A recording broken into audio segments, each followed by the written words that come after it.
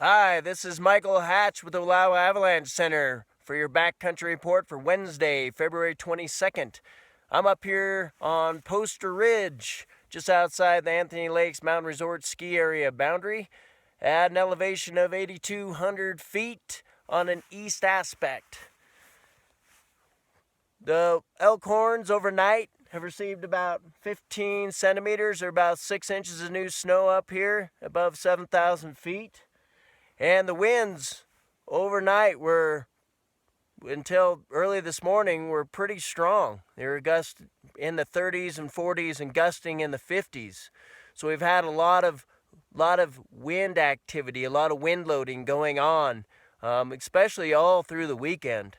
I was up in the northern Wallowas off of Wing Ridge for the weekend, and the winds were blowing strong there most of the weekend, moving a lot of snow. So, since Valentine's Day, February 14th, the Elkhorns have picked up a little over 2 feet of snow. The northern Wallowas have picked up over 3 feet of snow, getting actually closer to 4 feet. And I imagine the southern Wallowas at a cornucopia and halfway above 7,000 feet have probably picked up close to 5 feet of snow. This is a significant load in a short period of time, especially in the Wallowas, and there were reports of human-triggered and natural avalanches in the Wallowas. There's actually a report of a human-triggered avalanche up here on Lee's Peak a couple of days ago. Now, these avalanches are mostly pulling out on wind slabs, and these wind slabs are anywhere from 2 now to 4 feet in depth. And the winds for most of the weekend have been, and into early this week, have been out of the southwest predominantly. So north through east aspects have been getting really wind loaded. And since these winds have been pretty strong, I mean 50s is pretty, that's moving, folks. That's moving. That's pushing the snow further down the slope. And then we got cross-loading going on too on leeward terrain features. So we've actually got wind slabs that are farther down the slope, so actually mid-slope in some locations. So these wind slabs are going to be sensitive to the weight of a skier, rider, or snow machiner, and you should avoid any wind-loaded terrain features greater than 30 degrees. Now, as far as the storm slab, in the last 72 to 90 hours, mountain locations, especially in the Wallowas, have picked up, anywhere from 3 to 4 or more feet. And this is just a big load in a short amount of time. Now, back on February the 11th, it rained. And it rained up pretty high, like 8,000 feet. Like I'm seeing the rain crest here at 8,200 feet, so definitely cruising above 8,000 feet, probably in some places close to 8,500 feet.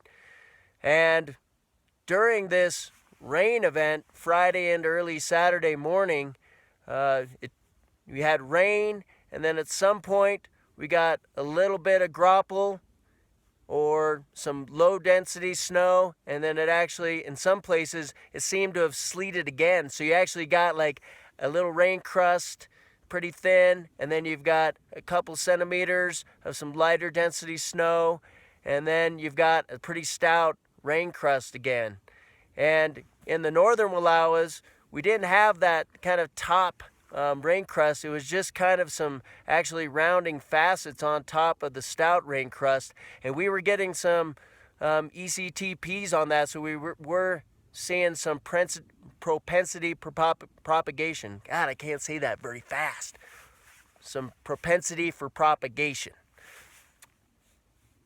And over here in the Elkhorns, I didn't get any in this particular pit. I do think there's enough spatial variability where this layer down here, about 2 feet, where those sandwich crusts are, could be problematic, especially if you were to get some of a storm slab to pop.